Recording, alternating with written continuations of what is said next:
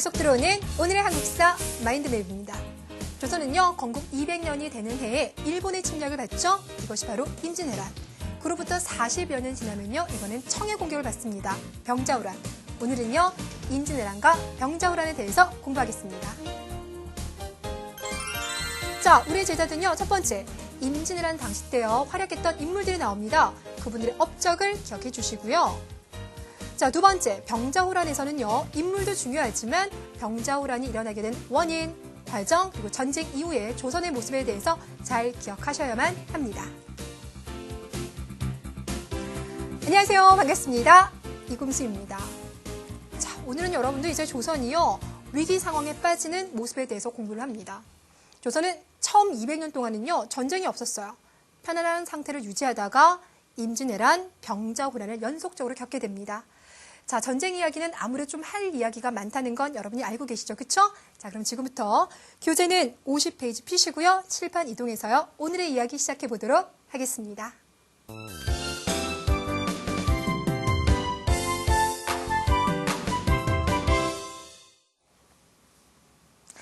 자, 먼저 여러분들 연표를 좀 살펴보도록 하겠습니다.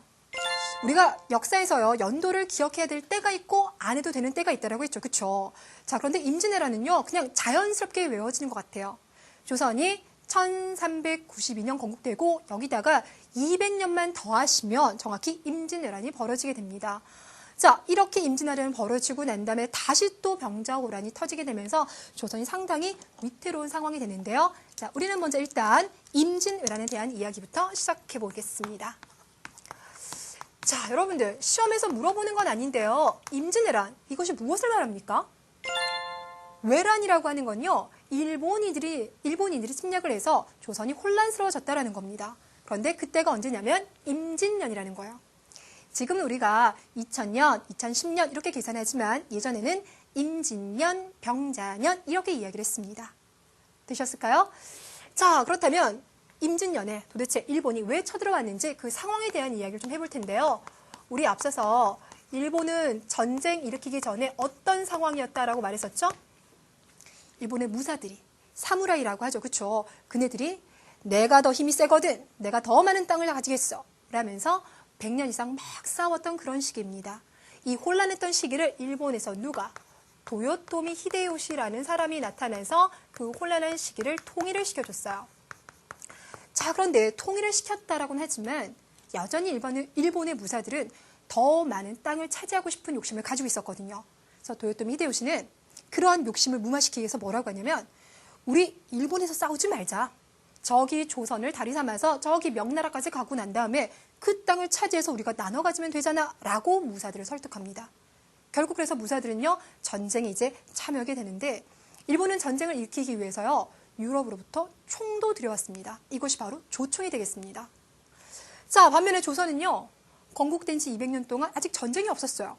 평온한 이런 상태로 가다 보니까 전쟁 준비가 조금 미흡합니다. 물론 중간에 이라든지 황윤겔 같은 분이요, 아무래도 전쟁 준비 좀 해야 될 것 같다라고 이야기는 했어요. 하지만 여러분들 전쟁 준비를 하기 위해서는요, 백성들한테 세금 많이 걷어야 되죠. 그렇죠? 그럼 백성들이 살아가기 너무 힘들거든요. 그래서 나라에서는 에이, 괜히 전쟁 일어나지도 않을 것 같은데 백성들만 힘들게 하는 건 아닌가 싶은 생각에 큰 준비를 안 하고 있었어요.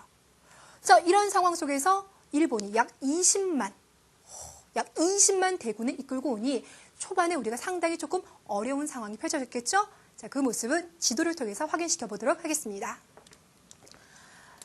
자, 일본의 20만 대군 어디로 이제 상륙을 했냐면요, 부산 쪽으로 상륙을 하게 됩니다. 그날 여러분들이요, 이 부산 지역을 지키고 있었다라고 생각을 해보세요. 갑자기 정말 느닷없이 바다에 일본의 배들이 엄청나게 많이 이제 다가오는 거야. 너무나 당황스럽겠죠. 그쵸? 하지만 그들은 도망가지 않고 열심히 싸웁니다. 하지만 그 숫자가 워낙 우리가 이제 적었기 때문에 패하게 되고요. 일본은 부산 지역을 이제 점령하고 난 다음에 한양 쪽으로 계속 진격을 하게 됩니다. 자, 조선 조정에서도요, 일본군이 침략했다는 소식을 듣게 되자 조선 최고의 육군 장수였던 명장입니다. 신립장군을 보냈어요. 신립장군 같은 경우는 여진족을 토벌하면서 기마병, 말 타는 부대 있죠? 그들을 상당히 잘 이끌고 있었거든요. 자, 그래서 그를 보냈어요. 당시 이제 신립장군은 우리 기마병이 일본 왜군을 무찔 수 있을 것이다 라고 생각을 했는데요. 제가 아까 일본이 전쟁을 일으키기 위해서 어떤 총을 준비했다고요? 조총, 땅. 말이 아무리 빨라도 총을 이겨낼 수는 없겠죠. 자, 결국 조선 최고의 육군 장수였던 신립장군이 패하면서 불과 18일 만에 한양이 점령되게 됩니다. 자, 한양이 점령당하게 되자 선조는 피난을 갔겠죠. 평양을 지나서 의주까지 피난을 가게 되고요. 일본은 더욱더 세력을 넓히면서 황해도, 함경도 일대까지 거의 장악하게 됩니다. 그래서 조선의 거의 모든 적이 이제 일본의 손아귀에 넘어갈 뻔한 그런 상황이 되셨어요. 자, 하지만 우리도 이제 서서히 이제 승리를 이제 하기 시작하는데 그 승리의 시작이 바로 누가 됩니까? 그렇죠. 이순신이 됩니다. 여러분, 이순신에 대해서는요, 제가 두 가지 이야기를 하나 해드릴게요. 그냥 보시기만 하세요. 여러분, 지금 일본의 육군이죠. 육군이요, 아주 빠른 속도로 지금 진격을 하고 있어요. 그런데 그들이 진격하기 위해서는요, 먹을 것도 필요하고 많은 물자가 있어줘야 되죠. 그들은 근데 빨리 가기 위해서 물자를 많이 안 들고 왔습니다. 대신에 일본의 해군, 그러니까 수군이라고 하죠. 수군이 이런 식으로 이동을 하면서 우리 전라도와 충청도 지역에는 워낙 농토가 많거든요. 자, 그들 지역에서 쌀을 가져와서 그들의 육군에게 공급해 주겠다는 그러한 전략을 딱 펼치고 있었어요. 그런데 이순신이 등장해서 이 전라도 일대를 지켜주고 있으니 그들의 작전대로 이렇게 진격을 못하는 상황이 돼버리죠. 그래서 거의 올라갈 뻔하였으나 그들은 서서히 후퇴하기 시작을 합니다. 자, 이러한 지점에서 우리가 파악할 수 있는 게, 이순신은 우리 육지는 모르더라도 바다는 정말 제대로 지켜냈구나 라는 걸 파악할 수가 있죠. 자, 두 번째, 그럼 이순신은 어떻게 승리를 할 수 있었을까라는 겁니다. 바로 완벽한 준비예요. 이순신 같은 경우는 당시 이제 일본이 오랜 그 사무라이들끼리의 전투로 인해서 전쟁에 아주 뛰어난 실력을 가지고 있다는 걸 이미 알고 있는 거예요. 그래서 일본은요, 수군이라 하더라도요, 멀리 떨어져 있는 상태로 싸우는 것이 아니라 조선의 배에 일단 갖다 붙입니다. 그리고 난 다음에 그 배에 올라타서 검을 휘둘러서 조선의 수군을 이렇게 굴복을 시키는 그러한 이제 전략을 펼쳤어요. 그래서 이순신은 일단 일본군이 배에 올라타면 안 되잖아요. 그래서 배를 아주 높게 만들었죠. 그것이 바로 뭡니까? 판옥선이 되겠습니다. 자, 그래서 기존의 배보다 높게 만들고 또 배를 튼튼하게 만들어요. 그래서 일본 배가 접근하기 전에 대포를 쏴서 그들을 침몰시키는 그러한 방법을 썼습니다. 여기에다가 판옥선 위를 철갑으로 이렇게 덮었습니다. 그게 뭐가 됩니까? 거북선이 되는 거죠. 자, 일본의 그런 상황에 대해서 완벽하게 준비를 하고 있다 보니 일본이 바다로 진격하는 걸 이순신이 막을 수 있다는 거죠. 자, 그럼 우리는 이동을 해서 지금부터 조선이 어떤 식으로 반격을 하는지 그 하나하나의 모습을 살펴보도록 하겠습니다. 자, 일단 첫 번째, 이순신. 자, 그리고 이순신을 따르는 많은 수군들의 이야기를 해볼게요. 이순신이요, 판옥선을 이끌고 첫 번째 승리를 거둔 전투, 이 전투가 옥포해전입니다. 우리 제자들이 옥포해전, 단어가 조금 낯설죠, 그쵸? 옥포해전 기억해 주시고요.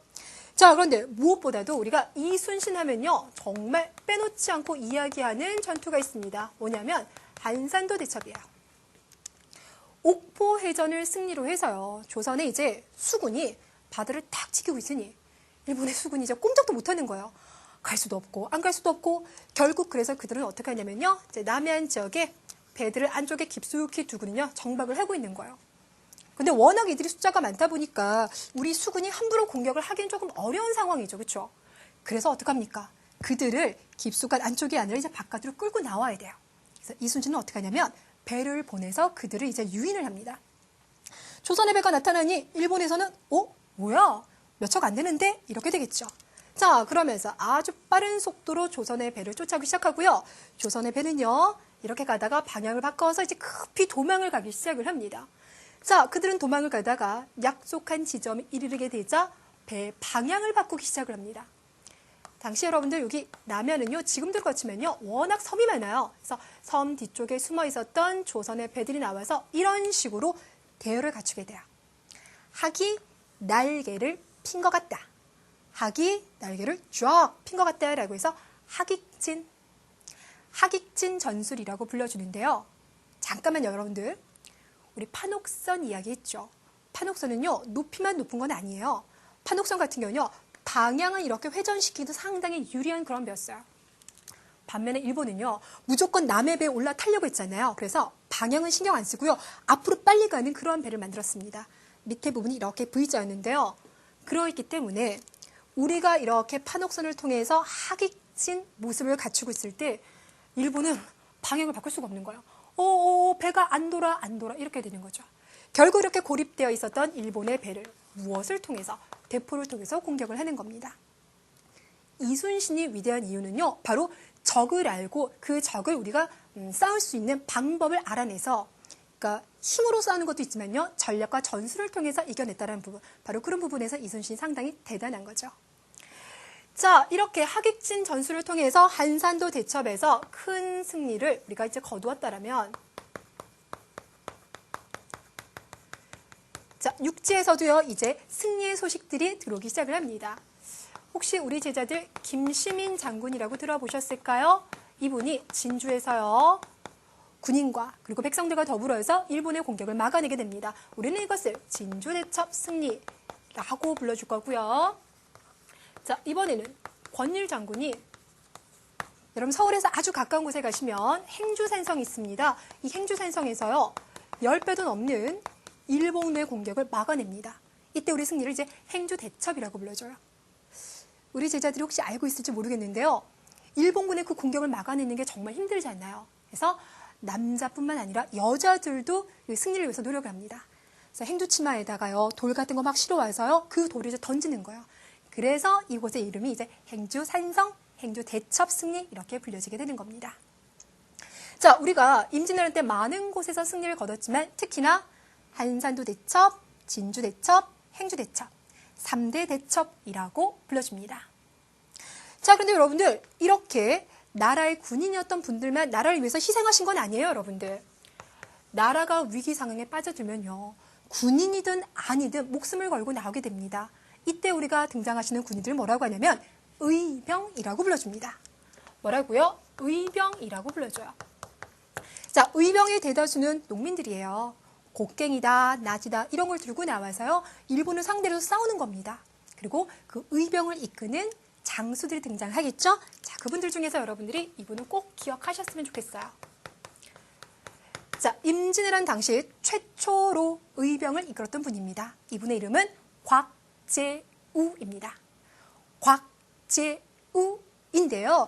자, 본명보다는요, 항상 붉은색 옷을 입고 다녔기 때문에 홍의 장군이라고 하는 이름으로 훨씬 더 유명했던 분, 이분이 바로 곽재우가 되겠습니다. 자, 이분뿐만 아니라요, 많은 스님들도 활약을 하게 됐어요. 혹시 사명대사라고 하는 스님을 들어보셨습니까? 이런 분은 금강산에서 또 활약을 하게 되고요. 자, 이렇게 나라의 군인들도 활약을 하고요, 스스로 일어난 의병들도 활약을 하고요, 여기에다가 명나라 지원군 군대까지 들어오게 되자 우리가 이제 본격적으로 이제 승리를 거두면서 반격을 하게 됩니다. 자, 그래서 이제 한 1년쯤 지나니까요, 이제 전세가 비등비등해지면서 우리도 이제 우세하게 되는 거예요. 그러자 이제 아예 전쟁 좀 쉴까 이러면서 이제 휴전 이야기가 나오게 됐어요. 3년 동안 휴전 이야기가 나왔지만 결국 휴전은 실패로 끝나게 되고요. 그러면서 일본은 다시 한번 쳐들어오는데요. 우리 제자들 알죠? 방송을 다시 하면 재방송. 임진왜란이 다시 일어났으니까 뭐가 될까요? 재란이 됩니다. 정유년에 일어났다라고 해서 정유재란이라고 불러줍니다. 자, 이 당시 조선에서도 대비를 많이 했어요. 하지만 이순신 장군에게는 개인적으로 안타까운 일이 있습니다. 이 당시 옥에 투옥돼 있었거든요. 그러는 사이 조선의 수군은 일본군에 계속 지게 되면서 많은 배들이 잃어버리게 됩니다. 결국 위급해지다 보니까 선조는 이순신을 풀어주게 되죠. 그래서 이순신은 이제 남아있는 배가 몇 척 없어요. 10여 척의 배밖에 없는데 그 배를 이끌고 전쟁에 나갑니다. 그리고는요, 이 10여 척의 배를 가지고요, 일본의 300여 척을 상대로 해서 승리를 거뒀습니다. 정말 놀랍죠? 우리는 이 전투를 바로 뭐라고 하냐면 명량 해전 또는 명량 대첩이라고 불러줍니다. 자, 이곳에서 승리를 거둘 수 있었던 이유는 여러분들 바로 뭐 때문이냐? 물살 때문이에요. 여러분 여기 가보시면요, 울돌목이라고 있어요. 안 외워도 돼요. 울돌목.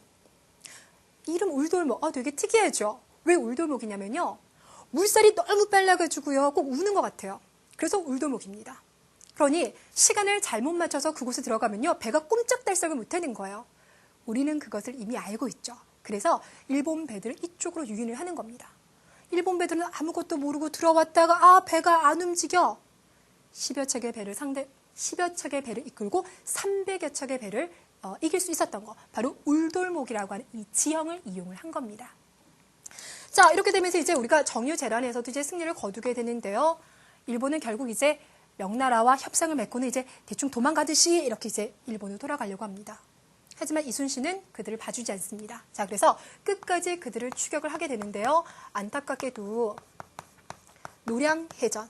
자, 위치로 보시면 이곳이 되겠습니다.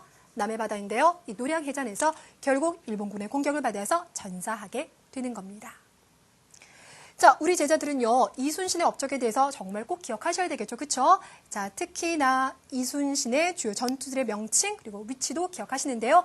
조금 있다가 지도로 다시 한번 확인해 보도록 하겠습니다. 자, 이렇게 이제 임진왜란은요, 결국 7년간의 전쟁, 우리의 승리로 끝나게 되었습니다.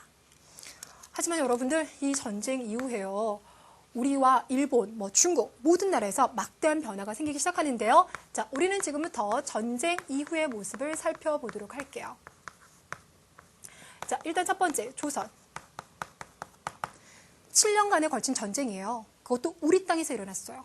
그럼 당연히 많은 사람이 죽거나 다쳤겠죠. 그렇죠? 그래서 인구가 상당히 많이 감소합니다. 거기다가 전쟁하는 와중이기 때문에 농사를 제대로 지을 수가 없어요. 농사를 잘 짓지 않으면요, 땅이 황폐해져요. 그러니까 농사가 안 되니 국가에서는 세금이 안 거쳐지고 결국 국가도 상당히 이제 돈이 부족해 이런 문제에 시달리게 됩니다. 또 전쟁이 벌어지면요, 불이 잘 나요. 이 과정 속에서 우리의 아름다운 문화재들이 불에 타게 되는데 이걸 바로 소실이라고 하죠. 이때 불탄 것 중에요, 경복궁 그리고 불국사가 있습니다. 되셨을까요? 자, 우리는 이렇게 피해를 많이 입었지만 일본 같은 경우는요, 전쟁을 통해서 얻어간 게 있습니다. 바로 뭐냐면요, 여러분 그거 아세요? 이 당시 이제 조선을 침략했었던 일본의 장수들 중에서요, 자신의 이름을 한자로 쓰지 못하는 경우도 상당히 많았다라고 합니다. 그러니까 아직 일본이 그렇게 문화가 발달되지 않은 상황인 거예요. 그런 상황 속에서 전쟁을 하겠다고 조선에 왔는데 아주 어린 아이들도요, 하늘 천 따지 줄줄줄 막 읽는 거예요. 그래서 많은 학자들을 그렇게 많이 인주로 데려갔습니다. 여기다가 조선은 또 도자기가 상당히 아름답죠. 그렇죠? 이 도자기를 만드는 사람들도 대단히 많이 끌고 갔습니다. 우리 도자기 만드는 분들을 뭐라고 불러줍니까? 도공이라고 하죠. 그렇죠? 자, 결국 이 도공을 데려가서 일본에 무엇을? 도자기 기술을 상당히 발달시켰더라. 그래서 일본은요, 그 이후에 문화적으로 조금 많이 발달하게 됩니다. 자, 그러면 여러분이 조선 사람이라면 임진왜란 이후에 일본과 안 만나고 싶죠. 그렇죠? 우리가 입은 피해가 있잖아요. 상처가 있겠죠. 그래서 안 돼, 앞으로 너희들과 교류 안 하겠어 라고 우리는 거부하지만 일본은요, 생각해보세요. 섬나라예요. 지금이야 워낙 배나 비행기가 발달하니까 태평양 건너 미국과도 교역할 수 있겠지만 옛날에는요, 조선, 중국과 교역 안 하면 그들이 문화를 받아들이는 한계가 있어요. 자, 그러니까 우리 도공들도 많이 데려갔잖아요. 그래서 전쟁 끝나고 한 10여 년 좀 지나자 일본에서 잘못했다고, 우리와 문화 계속 교류했으면 좋겠다고 계속 요청을 해옵니다.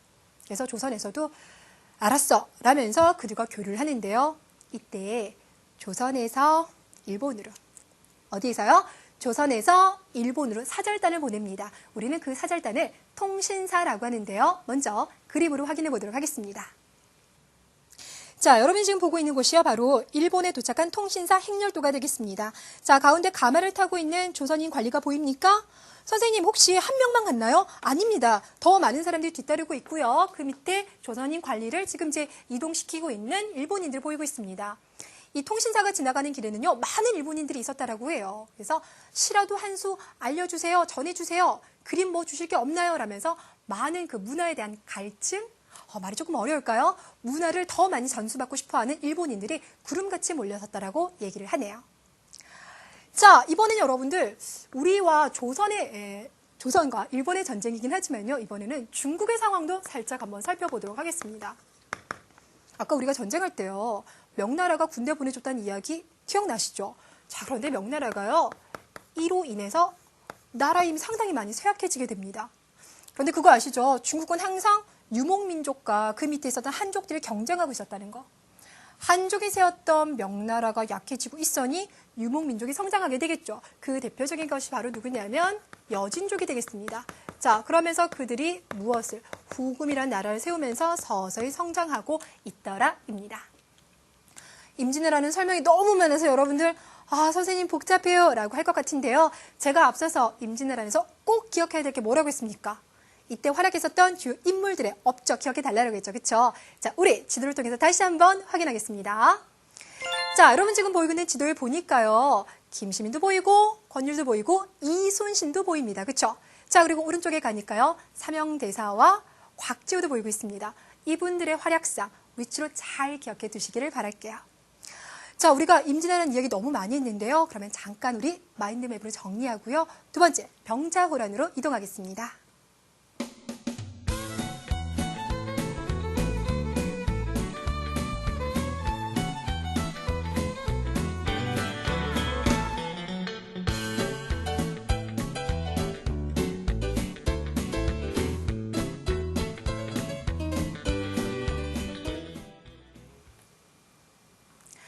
자, 일본이 우리를 쳐들어온 것은 임진왜란이고 후금이 청이라는 나라 이름을 바꾸면서 우리를 공격한 건 뭐가 된다? 병자호란이 됩니다.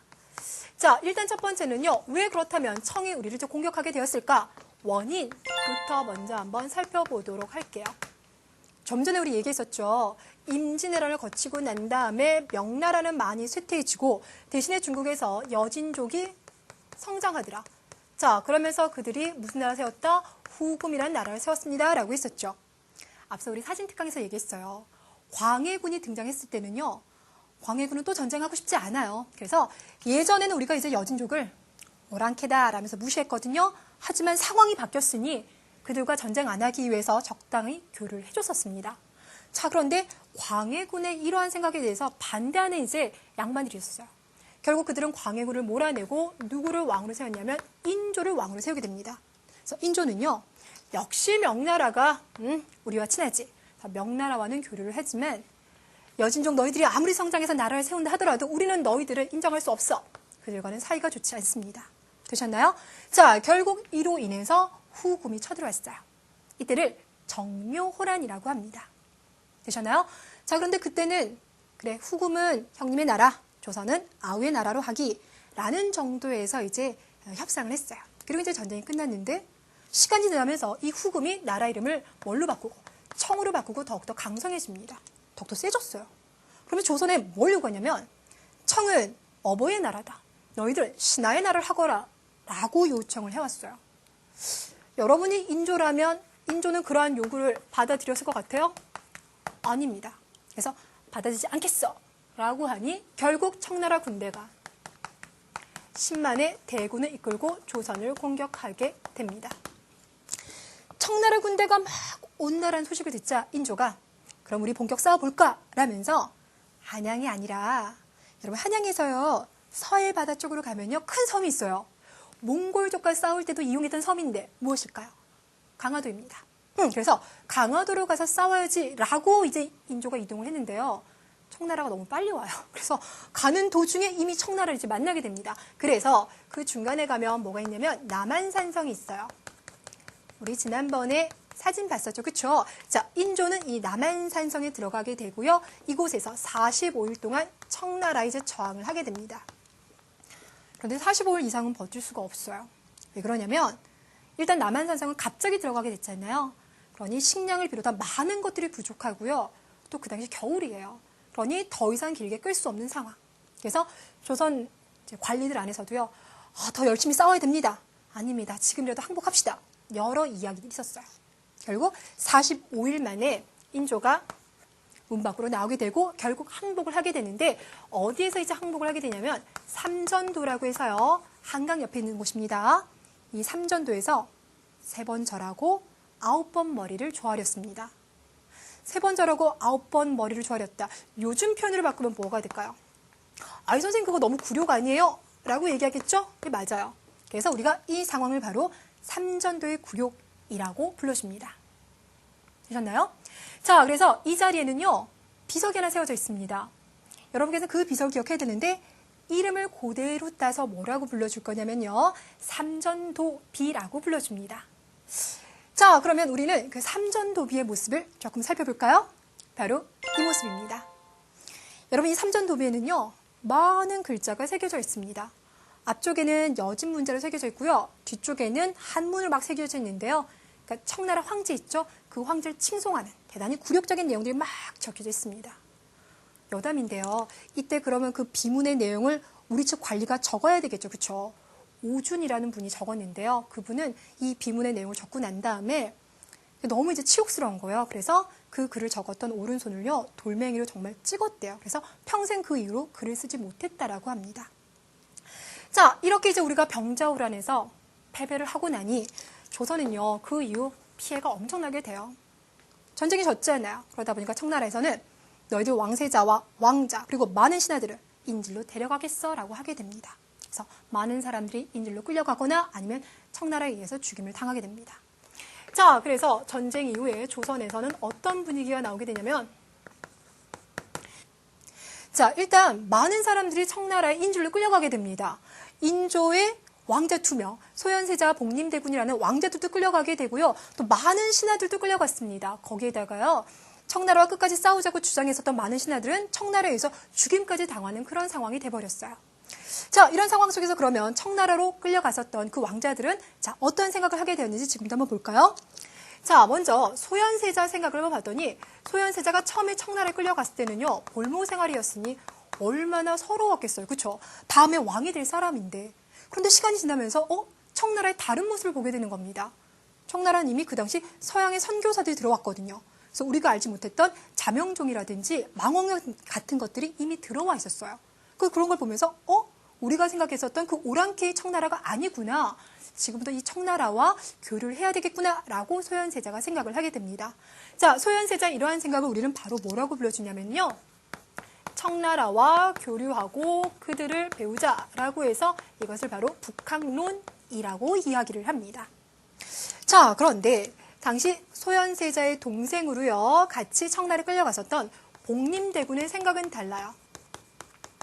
그는 다른 나라에서 그 서러운 생활하면서 뭐라고 하냐면 내가 조선에 돌아가면 반드시 이 치욕을 갚아주리라 라고 생각을 합니다.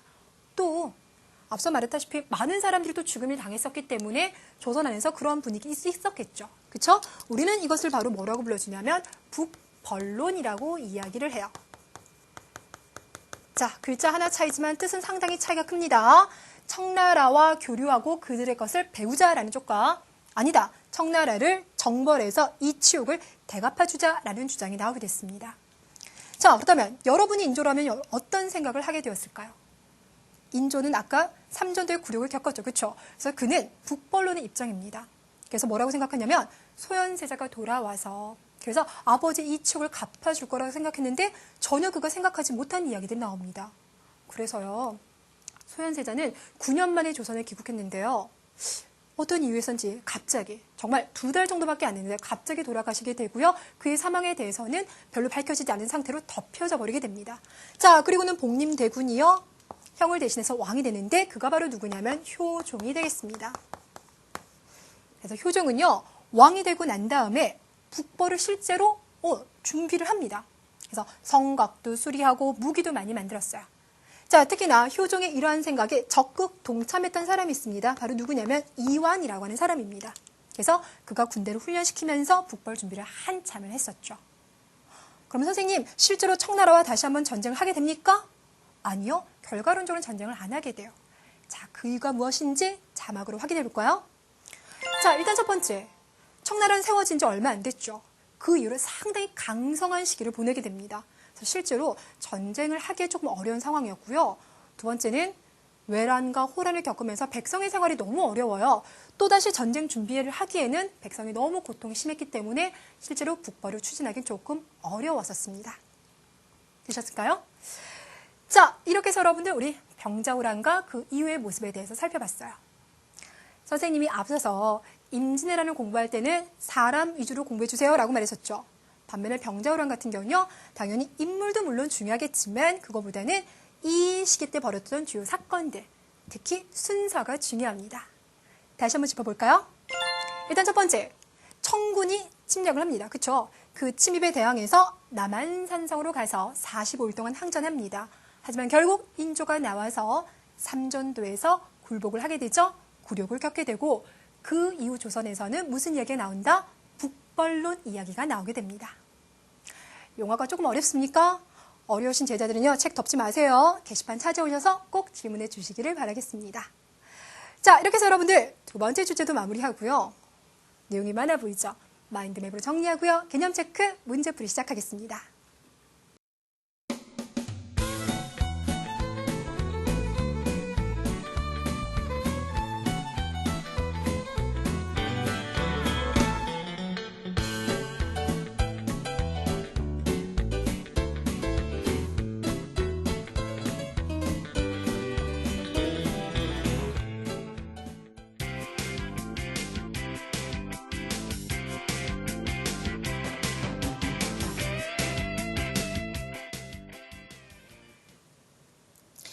자, 일단 첫 번째 가겠습니다. 관련된 것을 서로 연결시키쇼라고 했는데요. 이럴 때는 뒷부분에 있는 보기들을 먼저 보는 게 좋겠죠? 명나라를 숭상하면서요, 여진족이 되었던 후금을 배척하였습니다. 라고 했습니다. 그는 누구입니까? 그렇죠. 인조가 되겠습니다. 자, 이번에는 무기를 정비해서요, 북벌을 준비했대요. 그는 바로 복림대군이 나중에 왕이 되었죠? 효종이 됩니다. 자, 이번에는 홍위 장군으로 불리면서 의병을 이끌었대요. 최초의 의병장 하면 곽재우. 자, 한산도 대첩에서 하객진, 학이 날개를 편 모습이라고 하면 이순신. 자, 마지막으로요, 백성과 관군을 이끌고 행주 대첩에서 승리를 거두었습니다. 권율이 되겠습니다. 자, 인물들이 많아서 우리 제자들 조금 헷갈릴 것 같아요. 그렇죠? 문제를 또 풀어본다면 더 나아질까요? 지금부터 5개의 문제를 풀이하도록 하겠습니다.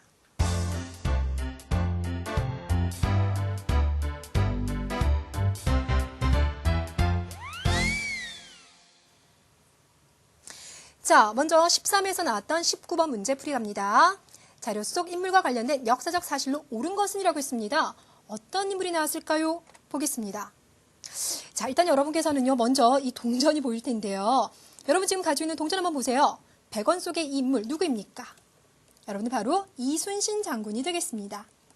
한산섬 달밝은 밤에 수루에 혼자 앉아 큰 칼 옆에 차고 깊은 시름하는 차에 어디서 일성호가는 남의 일을 끝나니 라고 얘기를 하고 있습니다. 자, 이순신 장군이 지금 생각에 잠겨있는 이 모습을 지금 시로 담고 있죠. 그쵸? 자, 먼저 1번에 가겠습니다. 명량해전에서 일본의 침략을 물리쳤다. 겨우 10여 척의 배를 가지고 300여 척을 상대로 승리 거뒀다. 맞네요. 2번, 남한산성에서 청나라 군대에 맞서 싸웠다라고 했는데요. 청나라 군대를 맞서 싸웠다. 언제입니까? 인조. 그렇죠. 병자호란이 되겠습니다. 시기적으로 상관없고요. 이종무를 보내서 왜구를 토벌하였습니다. 누굽니까? 세종이 되겠고요. 마지막으로 행주산성에서 일본군과 싸워 대승을 거뒀습니다. 라고 했습니다. 권율 장군이 되겠죠. 자, 그러니 답은 확실하게 1번이 맞습니다. 자, 이번에는요. 문제가요. 조금 생각을 요구합니다. 눈 크게 뜨시고요. 봐주세요. 다음 지도는 임진왜란 당시 왜군의 침입로를 나타낸 것입니다. 이 중에서 역사적 사실과 다르게 그려진 침입로는 이라고 했어요. 아니 선생님, 일본이 어떻게 진격했는지도 외워야 됩니까? 아닙니다, 여러분들. 일단 우리가 일본은 부산적으로 먼저 공격하였다라는 이야기는 했었죠. 그쵸? 자, 그리고 난 다음에 일본의 육군이 한양을 점령하고 쭉쭉 더 올라가는데요. 그들은 어디까지? 그렇죠. 함경도 일대까지 차지를 합니다라고 얘기했어요. 그런데 여기서 조심할 거. 그들의 해군, 수군이죠. 그 수군 같은 경우는요. 이 전라도 일대 식량을 약탈해서 이들에게 전달해주고 싶었으나 누구? 이순신에 의해서 이것이 좌절되었다라고 했습니다. 그러니 답은 몇 번? 디귿 3번이 되겠습니다. 되셨나요? 자, 이번엔 여러분들 6회에 나왔던 문제인데요. 다음은 호준이가 수집한 우표입니다. 이 우표에 그려져 있는 전쟁과 관련이 없는 역사적 사실을 골라주세요 라고 했습니다. 자, 우표를 봤더니요. 일단 거북선 보이네요. 이순신 보입니다. 뒤에 봤더니요. 여러분 글씨가 조금 작긴 한데요. 임진이라고 보이고 있습니다. 임진왜란. 그리고 이순신의 한산대첩이라고 보이실까요? 자, 그렇다면 이제 문제가 명확해지네요. 먼저 1번 갑니다. 곽재우는 의병을 일으켜서. 맞을까요? 네. 두 번째, 권율 장군은 행주산성에서. 맞습니다. 이종무는 쓰시마 섬을 토벌한 건 맞는데요. 이건 어느 시기입니까? 세종대왕 시기 때 이야기죠. 그쵸? 답은 그래서 3번. 4번에서 이순신 장군은 한산도 앞바다에서 하객진 전법. 임진왜란과 아닌 시기를 구분하시면 되겠죠? 답은 3번. 자, 이번에는요. 9회 나왔던 문제입니다. 다음 가상대화, 가에 들어갈 내용으로 적절한 것은 맞는 걸 골라주는 겁니다. 삼전도비가 나왔어요. 그리고 이제 효종이 나왔습니다.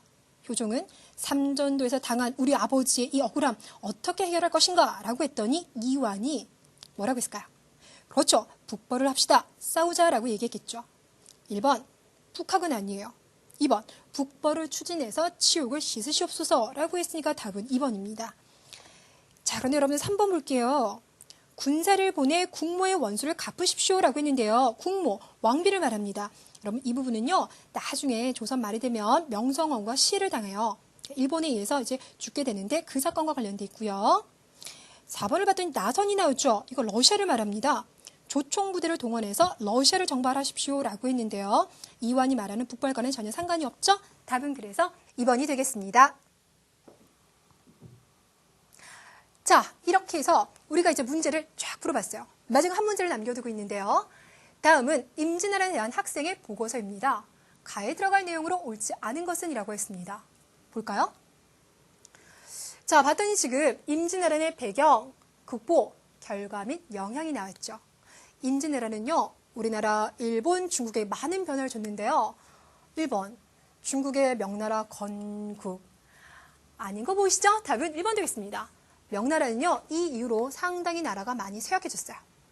경복궁과 불국사가 불탄 거 맞고요. 일본은 도공들을 데려가서 도자기 기술을 발달시킨 거 맞고요. 전쟁을 너무 오래 하다 보니까 농사를 제대로 짓지 못해서 경작지가 감소된 모습도 맞습니다. 자, 어려운 문제가 많았는데요. 우리 제자들 너무나 잘 푸셨습니다. 자, 그러면 이제 우리 어떤 문제들 나올지 다시 한번 분석해 보겠습니다. 자, 일단 임진왜란이니까요. 이순신이 일본군을 무찌른 주요 전투 그리고 전술을 묻는 문제가 정말 자주 출제가 됩니다. 기억해 주세요. 두 번째, 임진왜란과 병자호란 한 시기 또 주요 인물들의 활약을요. 구분시켜서 잘 기억해 주세요. 자, 이렇게 해서 여러분과 제가 공부하는 25번째 수업이 벌써 끝나게 됐습니다. 조선 전기도요. 이제 2시간밖에 안 남았습니다. 여러분들 오늘 공부한 내용이 너무 많았으니까요. 충분하게 쉬고 오세요. 다음 시간에는요. 조금 더 편안한 이야기로 여러분들 찾아뵙겠습니다. 수고 많으셨고요. 게시판에서도 찾아뵙겠습니다.